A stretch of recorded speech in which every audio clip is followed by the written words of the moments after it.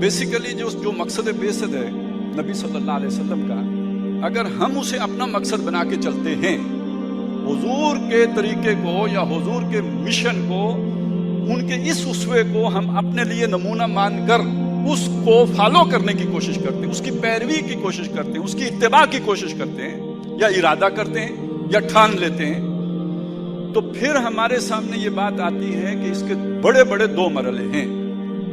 ایک مرحلہ وہ ہے جسے ہم کہتے ہیں کہ یہ بات پھیلانے کا مرحلہ ہے، ایجوکیشن کا مرحلہ ہے، یتلو علیہم آیاتہ ویزکیہم ویعلمہم الکتاب والحکمہ کا مرحلہ ہے، اور ایک مرحلہ وہ ہے جس کو ہم کہتے ہیں یہ ٹکرانے کا مرحلہ ہے، یہ ایگزسٹنگ سسٹم کے ساتھ ٹکر لینے کا مرحلہ ہے، یہ توڑ پھوڑ دینے کا مرحلہ ہے، اور اس کی جگہ پہ ایک نیا نظام قائم کر دینے کا مرحلہ ہے۔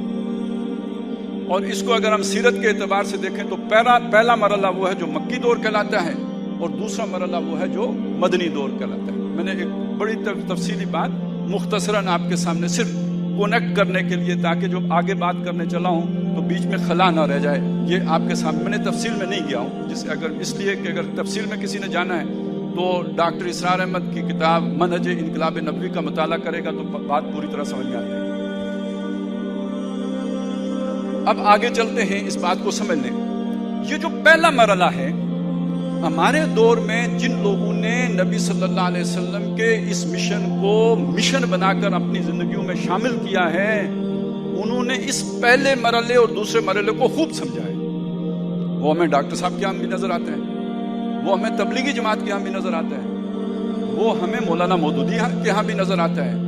یہ اس سے کسی نے انکار نہیں کیا، اور تقریباً ہماری یہ ساری تحریکیں وہ ہیں جو اپنے آپ کو مکی دور میں رکھے ہوئے ہیں، یہ کوئی اختلاف کی بات نہیں ہے۔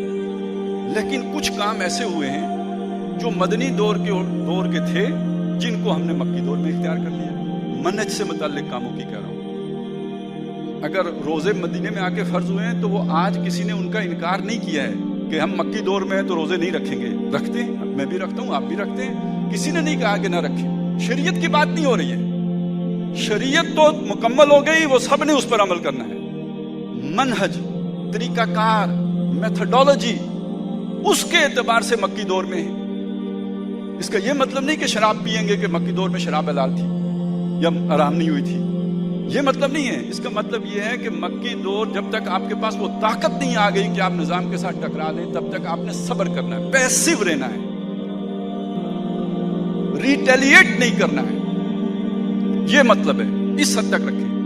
لیکن اس میں کچھ کام ایسے ہو گئے جو اصلاً مدنی دور سے متعلق تھے مگر کر مکی دور میں لیے گئے۔